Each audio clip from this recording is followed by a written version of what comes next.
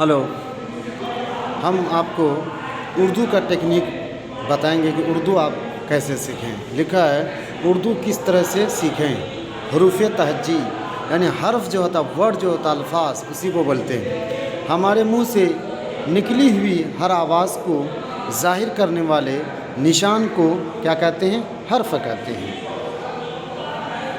मिसाल है, अलीफ है, बा है, पा है, ये मिसाल दिया गया है। और इस मिसालों से हमको समझना है कि अलीफ जो आया तो किससे? हर्फ ही से आया है, यानी वर्ड ही है अलीफ। बा भी वर्ड है, पा भी वर्ड है। पा से लेके या तक जितने भी हुरूफ आएंगे वो हर्फ कहलाएगा।